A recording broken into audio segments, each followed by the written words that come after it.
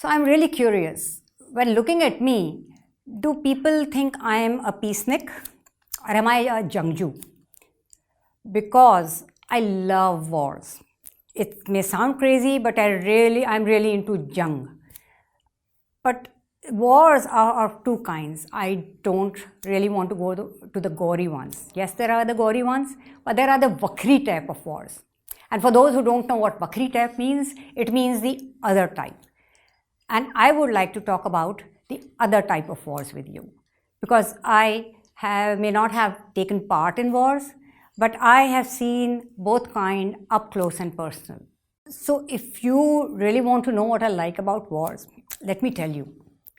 I like the competitive spirit. I like the preparations, the planning, the getting down and dirty, pun intended, and trying to wrest victory. Because all wars are about victory. Isn't that what we all want to have?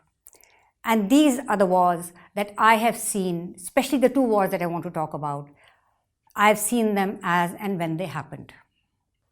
I saw the battle commanders making plans, taking action, drawing up the battle plan, taking their soldiers and leading them by example, and taking them to wrest victory from a neighbor into our west.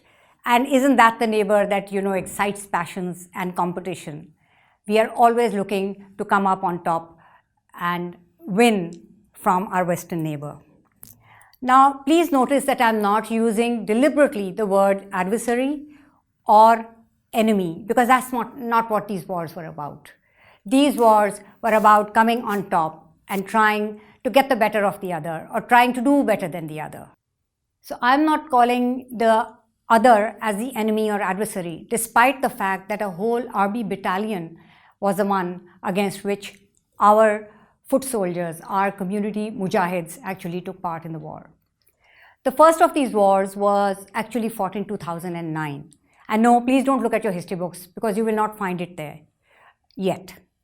We actually will have to put it there, you and I. We need to talk about these kind of wars.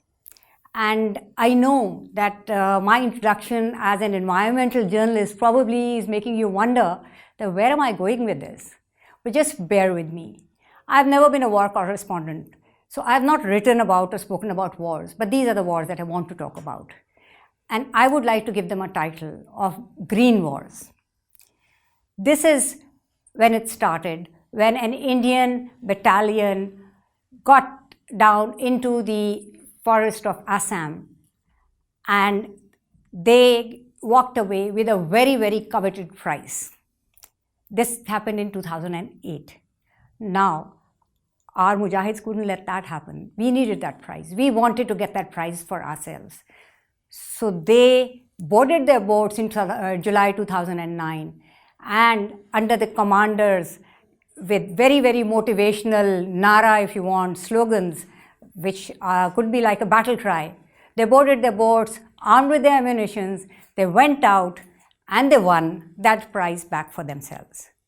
Now, I've already spoken about the fact that, there is a very great competition with our neighbor in the West. So they couldn't let us keep that prize. They went back into the field, they got the prize back from us. But that doesn't mean that we were going to rest on our laurels and we were going to let that prize remain with them. So come 2013, what happens? Our mujahids again go out and they again take back the prize. So this is the kind of war that we actually see, that there are no losers. There are only winners in this war. The ammunition that these warriors were armed with were plant saplings. The Indian battalion had planted over 800,000 plants. The Pakistani warriors, which were drawn from the communities, they planted over 100,000. What was the prize? The prize was a Guinness Book of World entry in the Guinness Book of World Records. So they had it, we took it from them, they took it back from us, and we got it again. And I, as a person who's vested in the environment, I would love to see more of such wars. I want there to be wars because in this war, India was a winner and Pakistan was a winner. But the ultimate winner was the environment. Now, these warriors were actually following the lead of the leaders, the commanders. They probably didn't know that what they were doing was actually combating effects of climate change. They probably have never even heard of the word. They probably don't even know what Guinness Book of World Record is and what is the significance of getting that record. But why I took this very long-winded route to come to the topic of climate change? Because it is important that we realize that this needs to be a part of our lives. It is a part of my life.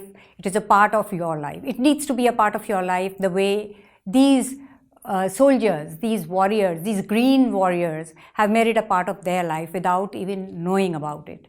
Because they know the effects of climate change. They may not know the language. There are very many people who do not know what climate change is. Those who do know it, sometimes they are intimidated by it. Some feel alienated. So despite that, these warriors went out there because they knew that the sea level rise that is a consequence of climate change is something they are experiencing personally. The sea is encroaching into their homes. Their livelihoods are being impacted by the loss of fish stock on which they depend. And this is why these warriors went out to rising to the battle cry, answering the battle cry of their commanders, and they went out and planted mangroves. Mangroves, which are called the sentinel of the ocean, which are of the coast. These are those plants which save the coast, and we have a very, very exposed coast. So we need people who understand why climate change needs to be spoken about and needs some kind of an action. So why do we specifically need to talk about climate change? It is because it is impacting all of us.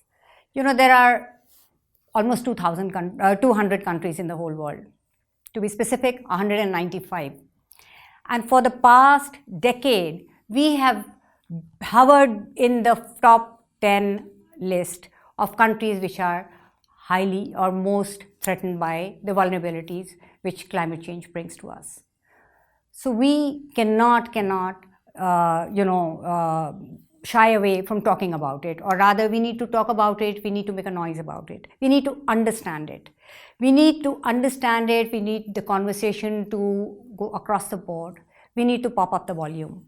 We need to make it understood for the people who cannot talk about it themselves, who do not understand what climate change is and why what is happening in their life is affecting them.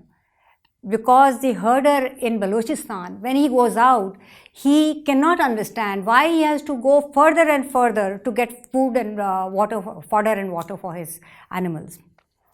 The people living along the coast, they are lamenting the loss of fish stock. They are not able to catch as much fish to be able to sell. They can hardly get enough fish to sustain their own lives.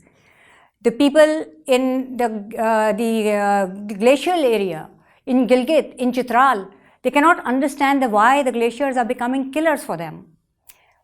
The people who are bearing the brunt of storms which are becoming more frequent and more ferocious, they are perplexed by this new phenomenon that they have to face.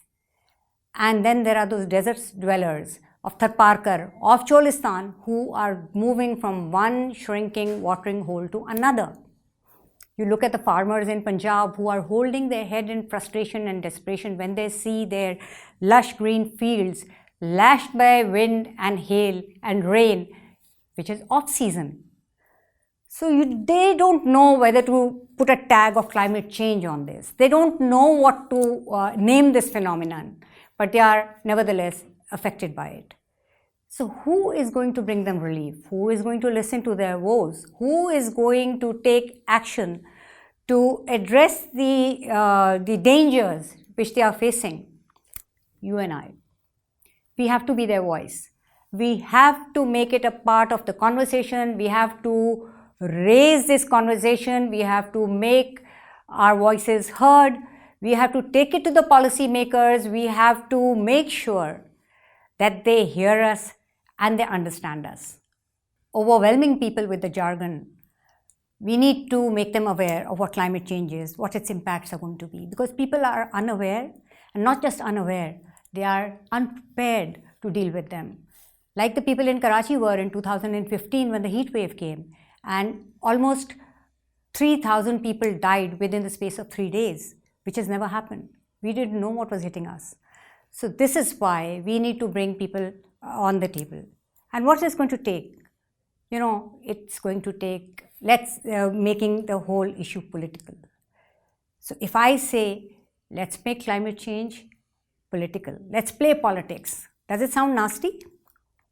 Well, trust me, the impacts of climate change are nastier. And don't we always say that everything requires a political will? So what is a political will? Political will means that taking an issue, bringing on to the table, taking it to the policymakers, making it heard, making them take measures, forcing them to put the money where their mouth is, our money. Our money needs to be spent on our benefit. So unless and until we push the politics, we push the decision makers, there will not be action at the local level or at the global level. And this is why we really, really need to make a noise about it. We need the conversation about climate change to take place in schools, in masjids, in madrasas, in out of the drawing rooms, out of the policy tables, onto the streets. And this is why what you can do is you can become an activist. You can be the trigger of change. You have seen across the world people actually taking charge. People who are considered too ordinary and too unimportant to have a say in this conversation. But the time for talk is over. We need to walk the talk, and now we need everybody to be a warrior, because this is a war on the world. This is a war for species survival, and this is a war for our only home. So, become a warrior, take action. This is a war we cannot afford to lose.